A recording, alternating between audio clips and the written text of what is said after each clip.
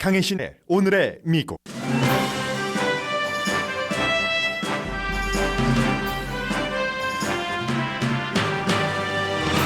가솔린 값을 낮추기 위해 하루에 100만 배럴씩 180일 동안 전략적 비축유를 방류한다고 오늘 백악관이 밝혔습니다. 바이든 대통령은 오후에 관련 연설을 할 예정입니다. 전략적 비축유 제도를 마련한 뒤 가장 큰 규모의 방출이지만 러시아의 우크라이나 침공으로 생긴 부족분을 메우는 3분의 1 정도입니다. 우크라이나 전쟁에서 이기지 못할 뿐 아니라 경제가 엉망인데도 푸틴의 지지도는 러시아에서 크게 올라갔습니다. 미국에서는 바이든 대통령보다 젤렌스키 대통령을 신뢰하는 사람이 많다는 여론조사 결과도 나왔습니다. 러시아의 공격은 이어지면서 두 나라는 온라인으로 휴전협정을 이어갑니다. 전쟁 중 트럼프 전 대통령이 전쟁을 일으킨 푸틴 대통령에게 바이든 대통령 아들에 관한 폭로를 해달라고 요청하자 공화당이 난감해합니다. 바이든 대통령의 아들과 중국과의 거래에 대해서는 워싱턴 포스트가 의문점을 제기했고 우크라이나 관련 수사도 이어집니다. 바이든 대통령은 아들 관련 수사를 하는 트럼프 전 대통령이 임명한 검사를 교체하지 않았습니다. 연방 법무부가 의회 조사단과 마찬가지로 의사당 폭동 사건 수사 범위를 넓혀 트럼프 대통령에게 바짝 다가섰습니다. 미국 시민은 4월 11일부터 자신의 성별을 중성, X로 표시하는 여권을 선택할 수 있습니다.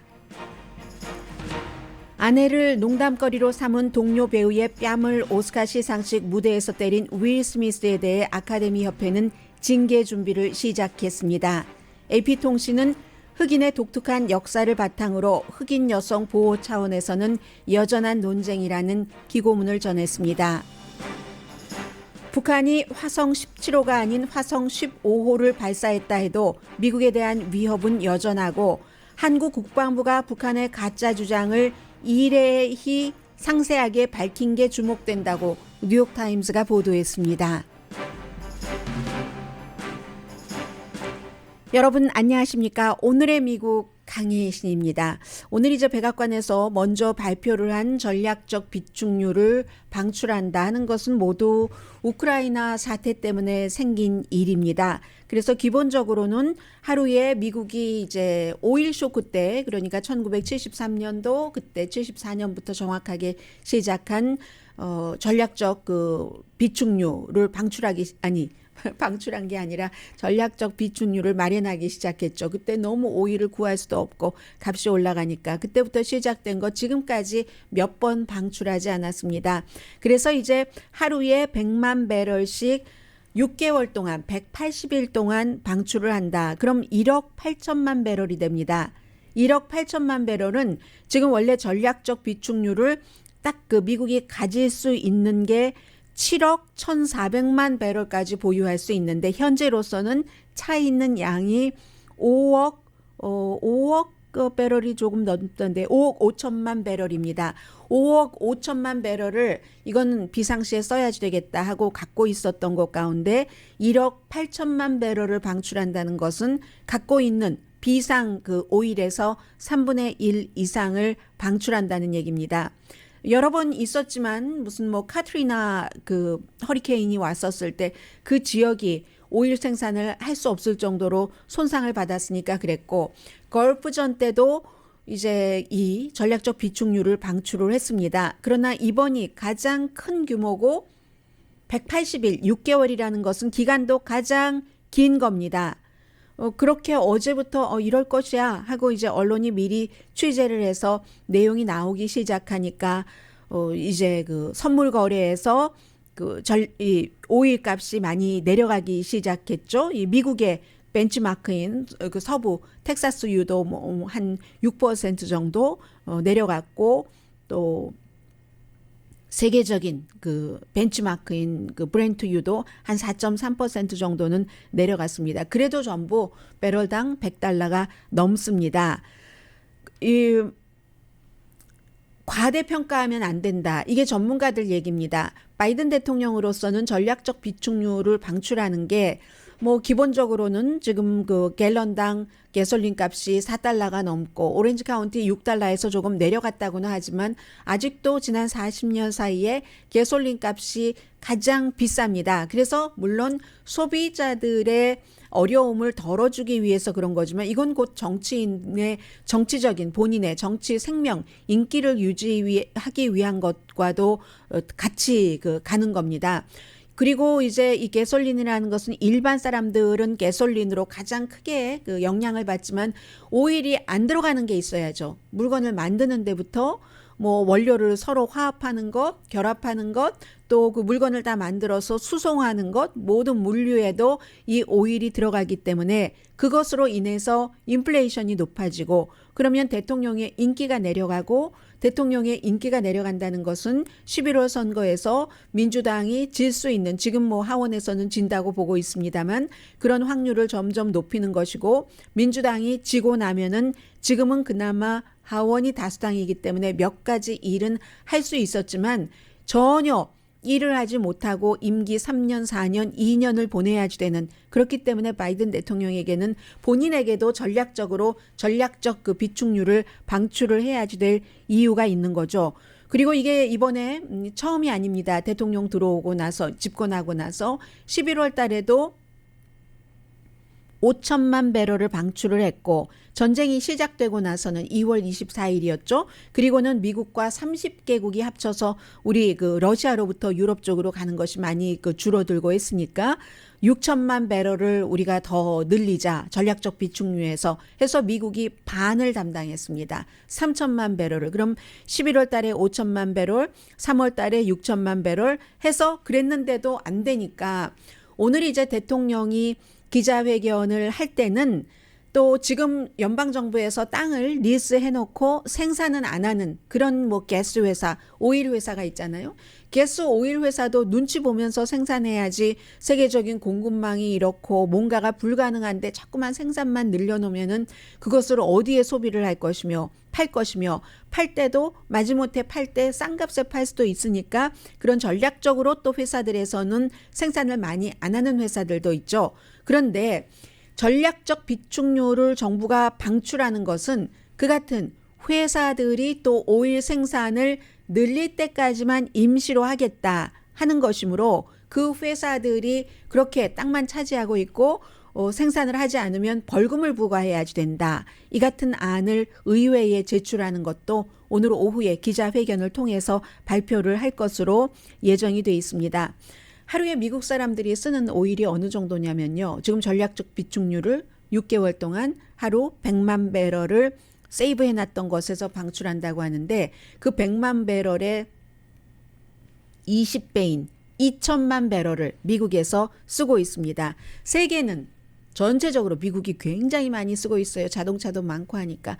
세계는 하루에 1억 배럴을 쓰고 있답니다. 미국이 2천만 배럴이니까 전 세계의 5분의 1을 쓰는 거죠. 인구는 뭐 전 세계에 불과 뭐 한 5%에서 6% 사이인데 그런데 오일은 이렇게 20%나 미국이 쓰고 있습니다. 아무튼 이런 일. 그래서 결론적으로는 이 러시아 사태 때문에 더 많이 생긴 이 같은 그 오일이 부족한 이런 일이 이 문제가 해결이 돼야 되잖아요. 물론 해결이 된다 하더라도 유럽 쪽에서 러시아 쪽에서 많이 수입을 안 해간다고 하니까 다른 나라에서 생산을 더 하도록 뭐 외교적으로도 여러 가지 일을 해보고 그래서 그러한 것들이 정리가 돼야지만 풀리는 것이고 그 전까지는 전략적 비축률을 방출하는 6개월 기간 동안에도 지금 부족한 부분의 3분의 1만 해당된다는 겁니다.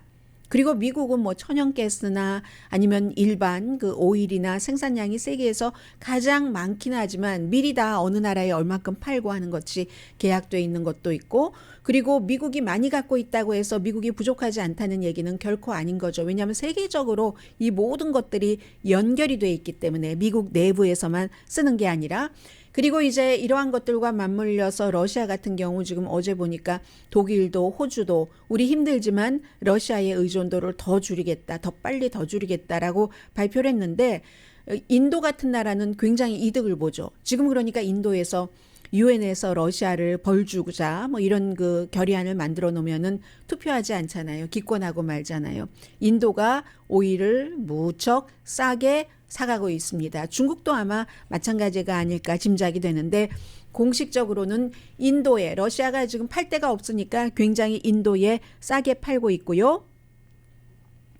이래저래 전쟁이 빨리 끝나고 어떤 형태로든지 이제 그 원유 시장이 조금 정리라기보다는 안정이 돼야지 되는데 이게 그렇게 쉬워 보이지 않습니다.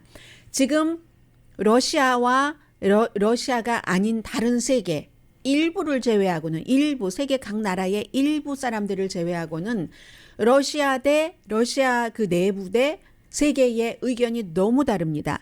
러시아는요, 지금 일부에서는 러시아 올해 GDP가 뭐 22% 줄어든다라고 얘기하고 유럽은행 같은 경우는 뭐 적어도 10%는 GDP가 국내 총생산이 줄어든다고 보고 있습니다. 우크라이나는 더 하겠죠. 2배 정도 되는데 그럼에도 불구하고 이 러시아의 내부에서 푸틴 대통령에 대한 지지도는 굉장히 높다는 그런 그 여론조사가 나왔거든요.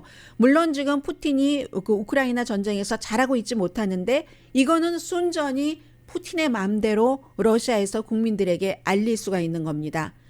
일반 매체가 하나도 없으니까. 미국처럼 바이든 대통령 맨날 때리는 이런 매체가 한두 개도 아니고 많은데 하나도 없으니까 다 강제적으로 문을 닫아버렸기 때문에 푸틴이 하고 있는 일은 무엇이든지 잘한다. 그리고 뭐 러시아 사람 약 75%가 자신의 종교가 러시아 정교회라고 하는데 러시아 정교회의 대총교구가 이 잘하는 거다. 신의 뜻대로 하는 거다. 우리가 우크라이나까지 다 가져야지 된다. 이런 식으로 얘기를 하니까 러시아 사람들은 그냥 그 말만 믿는 것 같습니다. 물론 알고 있는 사람들도 있죠. 더 숫자가 작겠죠.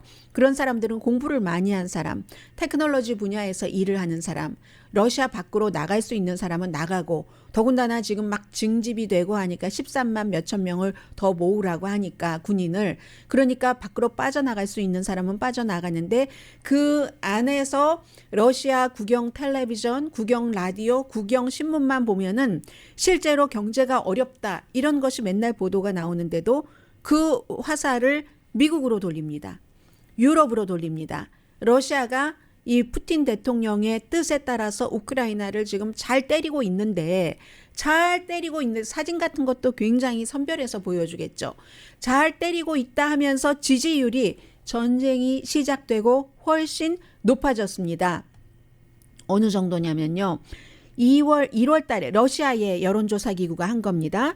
그 레바다라는 여론조사 기구인데 1월 달에 푸틴에 대한 지지도가 69%였는데 2월 달에 71%, 전쟁이 시작되고 나서는 10% 이상이 올라가서 83%, 전쟁이 시작되고 직후에 이 전쟁을 지지하지 않는다가 27%였는데 3월 달에는 15%로 내려갔습니다. 외부에서의 전쟁에서는 성공하지 못했지만 내부의 언론 전쟁에서는 여론 전쟁에서는 푸틴이 성공을 한 것으로 보여집니다. 유럽연합에 대한 반감 늘어나고 미국에 대한 반감도 늘어나고 69%는 러시아가 올바른 방향으로 가고 있다. 우크라이나에 가서 사람 그렇게 하고 하는 것이 올바르다 하는 거라는 겁니다. 그리고 실제로 푸틴 자체는 전쟁 전에도 여러분들께 그런 말씀을 드렸는데 국방부에서도 하도 부패도 심해서 국방비를 뭐 늘렸어도 이상한데 뭐 사람들 주머니로 들어간다던가 그런 식으로 했고 푸틴에게는 아주 강하다고만 얘기를 했는데 전쟁이 시작되고 지금 6주일째입니까? 3월 24일이었으니까 그런데도 푸틴에게 무서워서 야단 맞을까 봐 무서워서 제대로 보고하지 못한다는 거죠. 그 국방장관 어떻게 됐는지 모르겠네요. 푸틴이 너무 불같이 화를 내서 그 심장질환을 일으켜서 지금 일을 못하고 있다는. 그래서 영국의 이 정보 총책임자가 호주 대학교에 가서도 그런 얘기를 했고 미국의 정보국도 마찬가지 그런 얘기를 했는데 이런 부분에 대해서 러시아는 서방 세계가 거짓말을 하고 있다. 우리 지금 푸틴은 너무나 그 푸틴 대통령이 이 지도를 하고 있는 영도하고 있는 그런 그 러시아의 군인은 우크라이나에서 너무 잘 싸우고 있다라고 보도들을 러시아에서는 하고 있습니다. 푸틴이 잘못했다 하는 것은 굉장히 모욕적인 거죠. 푸틴에게는 서방 세계의 지도자와 독재자와는 다른 거죠. 그래서 푸틴은 잘못하는 게 없어야지 되니까. 그런데 실제로는 사보타지도 한다고 하잖아요. 러시아 군인이 명령을 거부하고 뭐 기계 같은 것을 일부러 망가뜨리기도 하고 그렇다 하는 얘기를 그 영국의 정보국장인 제레미 그 플레밍 국장이 호주 대학교에서 한 얘기고요. 아무튼 이렇게 러시아에서는 인기가 많다고 하니까. 그리고 미국에서는 퓨 리서치사의 여론조사 결과 민주주의가 좋기는 좋지만 너무 이렇게 딱 그 이쪽과 이쪽으로 나뉘어져서 이런 전쟁 당시에도 특별한 때를 제외하고는 너무 그 여론도 엇갈리고 보도도 그렇고 뭉쳐야지 될 때는 조금 뭉치는 게 좋은데 전쟁 당시에는 그게 좀 안 되고 있는 것 같습니다. 퓨 리서치사의 여론조사 결과 미국 성인의 72%는 젤렌스키가 하는 말을 너무 확고하게 믿는답니다. 그에 비해서 바이든에 대해서는 48%만 확신을 주고 프랑스의 이마뉴엘 마크롱 대통령은 바이든 대통령보다 많네요. 55%. 이게 공화당 민주당 차이가 있어서 합치면 이렇게 나오는 걸 겁니다. 독일의 올라프 슐츠에 대해서는 53% 하나. 푸틴 대통령에 대해서는 6%만 믿는다. 이 6% 믿는 게 이제 많은 우파 매체의 여러 가지 그 보도를 보고 또 트럼프 전 대통령의 지지층이 여기에 많이 들어가 있을 겁니다. 3,581명을 대상으로 3월 21일부터 27일까지 여론조사를 했기 때문에 오차 범위는 이 표본이 많으니까 2.3%포인트밖에 안 됩니다. 지금 러시아는 여전히 수도 키브와 그 키브 인근의 체르니히우를 키브에서 약간 동쪽에 있는요. 어제도 그랬고 오늘도 그랬고 공격을 하고 있고 그렇기 때문에 이 체르니히우 시장이 러시아가 뭐 철군하겠어 하는 말은 거짓말이야 이렇게 얘기를 합니다. 키브에서 100마일도 안 떨어져 있는 곳이라고 하니까요. 일부는 철수했지만 이 철수가 완전 철군이라기보다는 재편성을 하기 위해서 이제 들어가는 것이다라고 얘기를 하고 있고 우크라이나 영토의 약 9%를 차지하고 있는 돈바스에서의 전투는 치열한데 돈바스에서 러시아가 이기면 러시아에는 굉장히 좋은 겁니다. 완전히 거길 이겨버리면 지금 원래는 전쟁 전에 3분의 1만 차지를 했는데 르안스크하고 도네츠크 이 두 군데 한 3분의 1 돈바스라는 주에 그랬는데 왜냐하면 거기서 워낙에 러시아가 지원하는 분리주의자들 그 반군들이 활동을 하고 있었기 때문에 우크라이나 군인의 한 3분의 1 정도 3분의 1보다 조금 넘는다고 하던데 그곳에 집결해 있거든요. 이걸 이제 러시아가 딱 잡으면 협상을 오늘도 이제 온라인으로 한다고 하는데 협상이 진행되는 동안에 러시아가 더 좋은 위치를 차지하게 되는 거고 그 사이에 400만 명 이상이라고 하니까 10명 가운데 1명이 외국으로 떠난 겁니다. 그리고 우크라이나 내부에서는 1,000만 명 이상 4명 가운데 1명이 본인의 집에 살지 못하고 지금 그런 상황은 계속되고 있고요. 그런데 또 그 트럼프 전 대통령이 푸틴 대통령에게 뭔가를 이 상황에 요청을 하고 해서 정치적으로도 굉장히 공화당도 어수선하고 하거든요. 그런 내용은 잠시 뒤에 북한 이슈와 함께 전해드리겠습니다.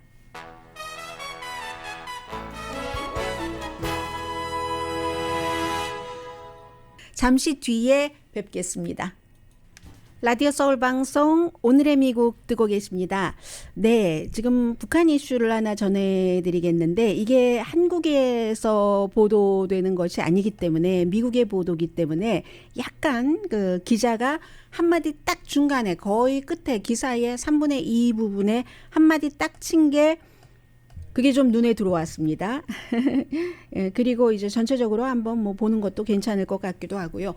오늘 아침에 그 CNN 방송이 그 바바라 스타라는 나이 많으신 분이죠. 아주 오랜 동안 국방부를 출입하신 그분을 연결을 해서 지금 미국이 북한이 지하 핵실험을 하기 위해서 준비하는 것을 얼마나 그 우려하고 있는가, 주시하고 있는가 하는 것에 대해서 보도를 했습니다. 뭐 드러난 내용 이상은 없습니다. 다만 지금 풍계리 핵실험장 그 주변에서 굴착기가 등장을 해서 뭔가 지하 핵실험을 하려고 준비하고 있는 것을 미국이 보고 있다 하는 그 정도의 내용이었거든요. 그리고 이제 다음 그 탄도미사일 발사도 앞으로 그 몇 주일 안에 있을 것이다. 지금 이런 내용이 나오고 있는데 어제 보도해드린 것처럼 이번에 그 성공한 것이 화성 15호가 아니라 17호가 아니라 15호였다는 한국의 이제 국방부를 중심으로 한 그 같은 발표.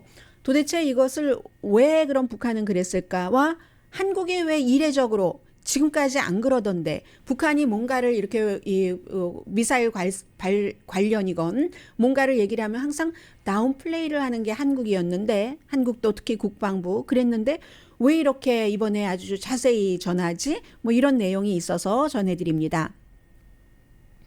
기본적으로는 화성 17호가 아니어도 여전히 미국에는 중요하고 위협적이라는 거, 뭐 당연히 화성 15호도 미국 본토에 올 수 있고 또 하나는 이번에 같은 화성 15호라고 할지라도 우선 거리가 굉장히 늘었잖아요. 2000마일대에서 3000마일대로 정확하게는 2796마일에서 3852마일이니까 여전히 뭐 대륙간 탄도 미사일이니까 유엔 결의안 위반된 것은 사실이고 그러면 왜 이렇게 화성 15호 조금 더 발전된 거죠. 그러니까 미국에서는 더 신경을 써야지 되는 부분이라고 지적을 했고요. 왜 이걸 화성 구태여 17호라고 했는가? 17호 실패하고 나서 불과 8해 만에 다시 그렇기 때문에 이번에 발사는 해외용이라기보다는 국내용이다라고 보는 것이 더 국내용이라고 물론 개발하는 것은 개발에 대한 테스트의 목적이 있다면 국내 뭐 해외용 상관이 없지만 이번에는 국내 국민들 그 북한 주민들 단속에 더 포커스가 가 있다고 보고 있는 겁니다.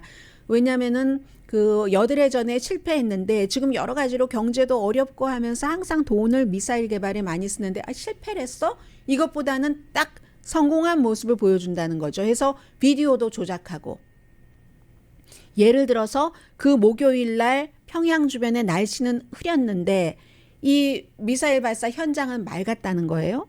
그리고 보통 이제 뭐 시험이 그 사진은 아침인데 아침에 하지 않는다던가 뭐 이런 형태로 그렇기 때문에 중요하고 아무튼 북한은 자유 언론이 허용되지 않기 때문에 러시아와 마찬가지로 공식적인 북한의 주장을 주민들이 이제 한국이라든가 다른 나라 일본이라든가 미국은 기술이 있으니까 그걸 뭐 시간 문제지 잡아내잖아요.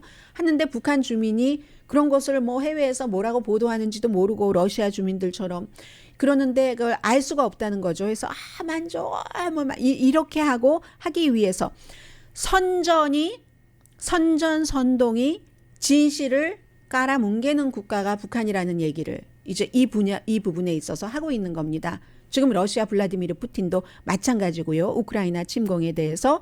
그런데 이 뉴욕타임스는 오히려 더 이례적인 것은 뭐 북한은 늘 선동 거짓을 많이 해왔으니까 그렇다고 하고 한국이 북한의 미사일 발사라든가 이런 능력에 대해서는 항상 미국식 표현으로는 과소평가, 다운플레이를 해왔었는데 지난 5년 동안 왜 이렇게 공개적이고 자세하게 이 의의를 제기하는가? 그 이유가 무엇인가? 대통령 당선자인 윤석열 당선자가 국방부 비우고 이사가고 내가 거기에 들어가라 했기 때문에 그렇다는 거예요. 윤석열 그 당선자에게 대한 여러 가지 그 메시지다 뭐 이런 얘기를 했고 그리고 이제 또 하나는 또 하나 주요 질문은 이 무기가 화성 15가 더 개선된 버전인지 개선되지 않은 버전인지가 중요하다고 얘기를 합니다.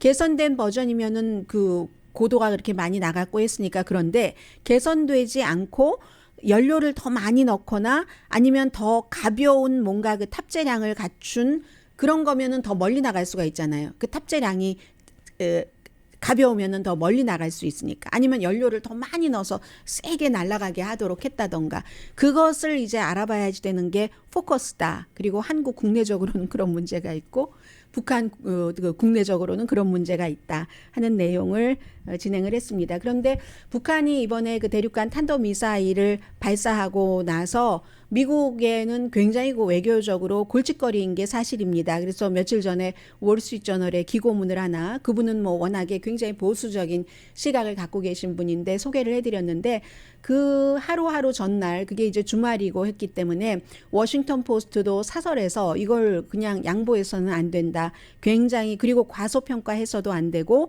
새로운 방법을 찾아야 된다. 그런데 그 새로운 방법이 월스트리트저널의 기고문처럼 뭔가를 더 뭐 압박해야 되나, 구체적으로 뭐라고 제시하진 않았어요. 그러나 새로운 방법을 찾아야 된다라고 얘기를 했습니다. 미국 연방 법무부 말씀을 조금 드리겠습니다.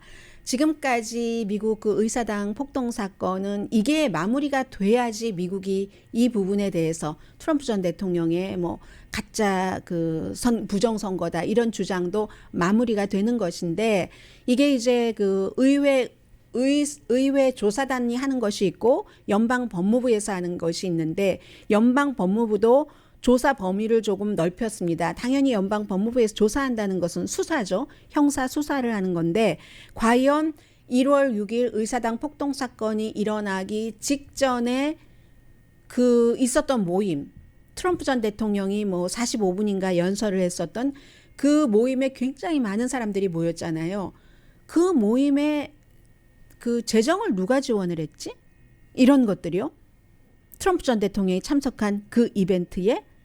그래서 연방 대배심은 그 이벤트에 대해서 도움을 준 사람들에게 소환장을 이미 발부를 하기는 했습니다. 그리고 그 사건으로 인해서 뭐 죽을 것을 각오하고 싸워라, 나도 갈 테니까 하고 안 간 그 트럼프 전 대통령, 그래서 죽을 것 각오하라니까, 대통령이 하라니까 해야지, 내가 뭐 벌 받겠어? 하고 생각하지도 못하고 가서 있었던 사람 777명이 기소가 됐는데, 그 사람들만 기소됐지 사실은 뭐 호텔에서 그 트럼프 전 대통령의 측근으로서 뭐를 막 의논을 하고 뭐하고 했던 윗사람은 하나도 다치지 않았습니다. 열심히 개미처럼 가서 봉사한 사람들만, 사비 들여서 비행기 타고 와서 다른 주에서 워싱턴 DC까지 와서 몸도 다쳐가면서 텔레비전에 얼굴 다 드러나서 숨지도 못하고 그런 사람들만 기소가 됐습니다. 그래서 이제 이게 바로 그 연설을 하기 45분 전부터 11시 11분부터 사태가 끝나고 몇 시간 뒤인 6시 45분까지 트럼프 전 대통령 백악관 전화 기록이 없다는 것과 연관이 되는 건데, 전화 하나도 안 한 것으로 나옵니다. 6시간 뭐 몇 분, 37분 동안. 그런데 사실은 분명하게 우리가 알고 있는 것만 하더라도 케빈 맥카티, 그 공화당의 하원 원내대표와 통화를 했죠. 케빈 맥카티가 왜 통화를 하게 됐냐면요. 케빈 맥카티 그 사무실로 막 그 폭도들이 쳐들어오니까 이거 당신 말은 들으니까 나가서 얘기를 하라고. 그래도 안 했죠. 끝내 안 하고 뭐 3시 넘어서 방위군을, 그것도 막 부통령이 어떻게 하고 그 하원 낸시 펠로시 민주당 하원 의장과 손을 써서 방위군이 오고, 대통령은 4시가 돼서야, 본인이 연설한 게 12시부터 시작했어요. 오늘의 미국 시작할 때 그 즈음에 그렇게 해서 4시간이 지나서 다 사람 죽고 한 뒤에야 비디오를 발표를 했잖아요. 그래서 그 사이에 무엇을 했는가? 그러면 왜 전화가 끊겨 있는가? 트럼프 전 대통령이 백악관에서 전화기를 여러 개 갖고 쓰는 것은 뭐 누구나 다 아는 사실이라고 잡지 애틀란틱이 보도를 하는데, 그리고 어떤 때 남의 전화도 빌려 쓰고, 예를 들어서 그 스토미 데니얼스라는 그 트럼프 전 대통령과 뭐 잠자고 뭐 나중에 입막음조로 뭐 돈 받고 했었던 그 여성 문제가 딱 터지고 나니까 멜라니아 트럼프 와이프에게 전화를 했는데 와이프가 안 받았대요. 그랬더니 비밀 경호원 전화 빌려서 전화해서 와이프가 받았다, 뭐 이런 얘기도 있잖아요. 그래서 결국은 그런 연방 법무부의 이 수사와 대통령의 전화 기록이, 왜 대통령의 모든 것은 다 기록돼야 되는 거잖아요. 그런데 전화를 분명히 하긴 했어요. 그리고 중간에 다른 의원과도 했고, 다른 의원과도 몇 명과도 한 것도 공개적으로 나왔는데, 그럼 어떤 전화를 갖고 있느냐라고 얘기를 하는데, 왜 그럼 그걸 감추는가? 감춘 건 분명한 거예요. 백악관 전화를 쓴 것이 아니니까. 그 파워풀한 의도라고 애틀란틱은 표현을 하는데, 폭력을 조장하고 실시간으로 막 폭력을 하도록 세계가 다 본 그 장면.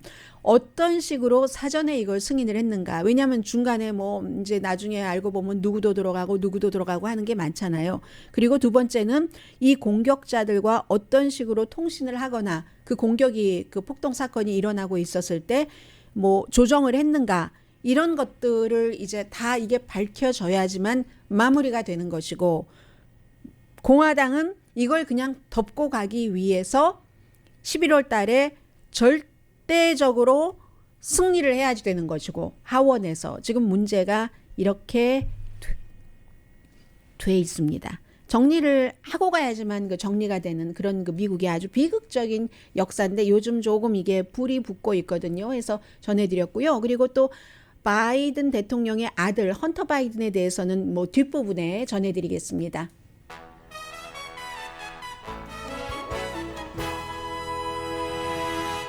라디오 서울 방송 오늘의 미국 듣고 계십니다. 미국의 추세니까는요. 이게 뭐 여러분들께서 어떤 분은 굉장히 이런 뉴스를 들으시면 기분 나쁘다 하실 수도 있고, 어떤 분들은 별로 뭐 느낌 없으실 수도 있는데, 그동안 계속 얘기가 되었던 건데, 미국 시민은 4월 11일부터 성별을 중성으로 표시하는 여권을 선택할 수 있습니다. 지금은 남자, 여자 이렇게 해서 M, male, female, F 이렇게 되어 있는데 X, 추세인 겁니다. 이게.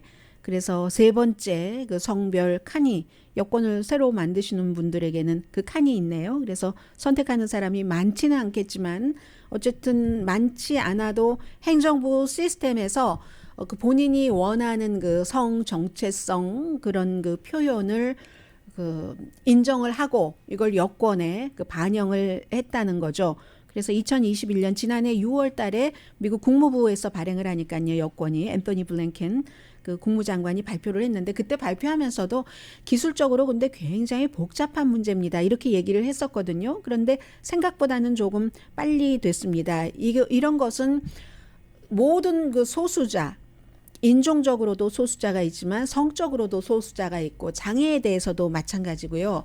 그런 그 소수자도 다 동등하게 대우를 해야지 된다. 국가로서는 누구라도 미국 시민이라면, 이런 뜻에서 이게 지금 되는 것이고, 2021년 10월 달에 첫 번째 여권이 공식화되긴 했고, 이제 4월 11일부터 누구나 다 그렇게 받으실 수 있는데, 왜 4월 11일이냐고 하면요. 이런 건 참 한국말로 번역하기가 힘드네요. 성전환 날. 이 가시화된 성전환 가시화의 날, 이렇게 얘기를 해야지 되나요? Transgender Day of Visibility. 그러니까 모든 게 숨어 있다가, 옷장 속에 숨어 있다가, 그 전에는 이제 옷장 속에 클로젯에 있다가 그 오픈하고 나왔다라고 얘기를 하잖아요. 그런데 그것을 이제 사회가 그 사람들도 당당하게 나와서 그 자신답게 살아야지 된다. 뭐 이런 것들이 깔려 있는 뭐 그런 행사를 하는 날인가 봅니다. 4월 11일이. 그래서 4월 11일로 했고요. 바이든 대통령은 미국의 대통령으로서, 또 미국의 행정부는 대통령뿐만이 아니라 나의 와이프, 부통령 부부, 또 행정부, 바이든 행정부는 누구라도 신 아래 존엄성이 있고 존중을 받아야지 되고 지지받아야지 된다고 날마다 생각한다. 이렇게 얘기를 했습니다. 그리고 이제 어제 그 부스터샷, 두 번째 부스터샷에 대해서 말씀을 드렸는데, 아직도 조금 혼돈하시는 분들도 계시기도 하고 해서 다시 한번 추가로 말씀드리면, 질병통제국에서 50살 이상이면 누구나 두 번째 부스터샷을 맞을 수 있다라고 했죠. AP를 보도를 해드리는 겁니다. AP의 최신 것을 보도를 해드리는 것이고, 존슨앤존슨으로 접종 받으신 분들은 지난번 첫 번째 접종 때도 그렇게 권고가 됐었던 것처럼 이번에도 존슨앤존슨이 아니라 모더나나 파이저앤바이오엔텍 맞으실 것을 추천드리고요. 왜 미국은 60세로 했는가? 영국은 75세로 했고 50세로 했는가? 영국은 뭐 75세로 했고 스웨덴은 80세로 했는데, 이게요 국가마다 다 상황이 다르잖아요. 사실은 지역마다도 다를 겁니다. 또 사실은 개인마다 차이가 있을 겁니다. 미국은 다른 나라에 비해서 당뇨라든가 심장병이라든가 이렇게 코비드 19에 굉장히 그 취약한 그런 병을 앓고 계시는 분들이 많이 있기 때문에 그래서 50세로 다른 나라보다 훨씬 나이가 낮게 내려간 거잖아요. 그리고 추가 접종은 누구나 다 하라고 막 강력히 주장하지 않습니다. 과학자들마다 약간의 의견이 다르기 때문에 그냥 질병통제국에서도 옵션입니다. 다만 65세 이상으로 뭔가 본인이 위험한 그런 그 요소를 갖고 있다라고 생각하시는 분들에게는 강하게 추천을 드리고요. 50세 뭐 아래인데 내가 아주 건강해. 그러면 그다지 권해드리지는 않습니다. 보통 거의 대부분의 전문가들이 그렇습니다. 그리고 시기는 언제냐? 이 문제에 대해서는 전문가가 사실은 다음 변종이 나올 때 그때를 가을쯤으로 보고 있는 전문가들이 많이 있거든요. 물론 다음 변종이 오미크론보다 강하다고 장담할 수는 없어요. 델타가 굉장히 강했고 델타보다 오미크론이 약했고 그리고 이제 변종이 나올 때마다 더 많은 사람을 감염시키기는 하지만 그렇지만 이게 그 강도는 약해지잖아요. 자신들도 그렇게 그 바이러스 입장에서 볼 때도 그렇기 때문에 강하다고 볼 수는 없지만 그래도 새로운 변종이 가을쯤에 나오면 그 즈음에서 이게 이제 그 부스터샷이 활동을 하려면 일주일 정도 시간이 필요하고 한 2개월, 3개월 되면 딱 피크가 돼서 그때부터 좀 효력이 내려간다고 하잖아요. 그러니까 여러분들의 스케줄에 맞추시되 특별히 뭐 여름에 뭐 여행 갈 계획도 없으시다. 그리고 내가 이미 걸렸어. 한 뭐 2개월 전에 몇 주일 전에 걸렸어. 이러신 분들은 조금 기다리셨다가 그 감염된 것으로 인한 그런 그 백신의 효과가 면역력이 있기 때문에 그렇게 가을쯤에 맞으시는 것도 건강하신 분들의 경우는 괜찮을 것 같다라고 전문가의 말들을 인용을 해서 AP통신이 전하고 있습니다. 기간이 한번 그 인위적으로 맞는 거 한번 맞고 나서 조금 한참 더 있다가 맞으면 이따 맞을수록 그 뒤에 맞는 그 부스터샷의 효력이 커진다고 하고요. 그리고 윌 스미스 얘기도 AP통신을 통해서 전해드리겠는데 아카데미가 아마 벌을 줄 모양입니다. 어떤 형태가 됐던 그걸 심사한다고 하고 이 윌 스미스에게 윌 스미스 아내 그 뭐 탈모증을 알아서 삭발을 할 수밖에 없었던 여성에게 야 그 너 삭발한 모습 나오는 무슨 영화 같은 거 보고 싶어 이런 식으로 농담을 해서 뺨을 맞은 진짜 제가 저를 때렸네요. 하나도 안 아프네요. 근데 윌 스미스가 그 크리스 락 때렸을 때는 엄청 아파 보였는데 그 크리스 락이 어제 보스턴에 있는 어떤 코미디언이니까 코미디 극장에 나와서 처음 얘기하는데 사람들한테 아직도 나 뭔 일이 일어났는지 잘 몰라서 수습 중이다라고 했고 $50인가 그렇대요. 입장료가 sold out 표시가 앞에 붙어 있었고 임상 심리학자 등등의 얘기를 이 에피통신이 쭉 전해지고 있는데 배우자나 파트너로부터 이 여성들이 보호받는 것이 맞는 것인가. 그리고 그 자리는 특별한 자리였잖아요. 오스카 시상식이었기 때문에. 이런 문제에 대해서는 인종에 따라서 조금 차이가 있어서 흑인의 경우는 흑인은 모든 것이 노예부터 출발을 합니다. 미국에서의 흑인의 역사는. 노예제 때 특히 흑인 여성들은 백인 남자에 의해서 어떠한 많은 것들을 당했는지 여러분들이 알고 계시잖아요. 농담거리를 넘어서 매도 맞고 동물처럼 소유물처럼 잠자고 버리고 이런 형태로 그런 모든 것까지 다 있기 때문에 흑인 여성을 흑인 배우자가 보호한다는 것은 특별한 그 의미가 있다. 뭐 이런 거 그것도 사랑일 수 있다. 그러나 그 사랑이 그렇게 표시돼서는 안 됐어야지 하는 것도 여전히 강하게 존재하지만 흑인의 특수적인 역사성이 있다. 이런 것도 있고 또 윌 스미스의 9살 때 엄마가 아빠에게 엄청 맞을 때 엄마를 도와주지 못해서 비겁했다고 생각하는 그런 부분 그런 것도 여전히 있다는 그래도 더 나은 방법으로 했어야지 하는 것들이 훨씬 더 강하기는 합니다. 그런데 저는 여전히 하나의 의문을 제시합니다. 크리스 락이 그런 모든 것을 알고 탈모증이 있어서 너무 여배우로서 자존감도 떨어지고 힘들다 하는 것을 공개적으로 수없이 밝혔던 윌 스미스의 와이프에게 꼭 집어서 그 머리를 가지고 농담을 한 크리스 락은 왜 그 뒤에 진행을 잘했다고 칭찬만 받아야지 되는가? 이건 동등하게 취급받아야지 되는 게 아닌가? 그런 생각은 합니다.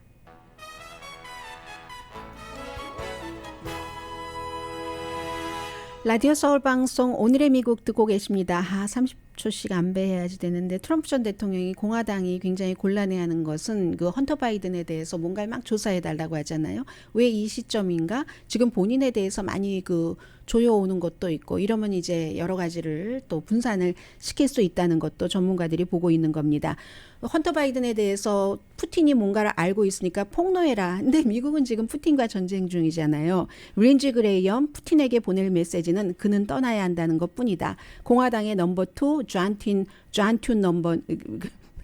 존 의원은 아니 우리는 트럼프 전 대통령을 공화당에서 컨트롤할 수 없다는 게 너무 문제다. 뭐 이런 얘기를 했고요. 케빈 맥카티가 오랜만에 트럼프 전 대통령과 이렇게 그 다른 의견을 냈습니다. 푸틴을 천재라고 생각하지 않는다. 트럼프 전 대통령이 얘기한 것처럼 푸틴은 악마고 독재자고 사람을 살인하는데 이런 얘기. 공화당은 지금 포커스를 거기 그 이번 전쟁에 두고 싶어 하지 이런 것으로 흐트리고 싶지 않아 하고요. 그리고 오늘의 미국을 후원해 주시는 분들부터 불러드리고 나서 시간이 나는 대로 헌터 바이든이 우크라이나와의 무슨 그 컨설팅 또 중국과의 컨설팅에서 워싱턴 포스트가 보도하기를 예전에 몇 천만 달러 이런 얘기가 있었는데 380만 달러를 바이든 대통령이 대통령에 출마한다고 선언하기 전에 한 14개월 동안 중국 에너지 회사로부터 컨설팅 피로 받은 적이 있다. 여기까지는 보도가 됐거든요. 그게 아직 불법이다 아니다까지는 조사를 하고 있습니다. 강혜신이었습니다.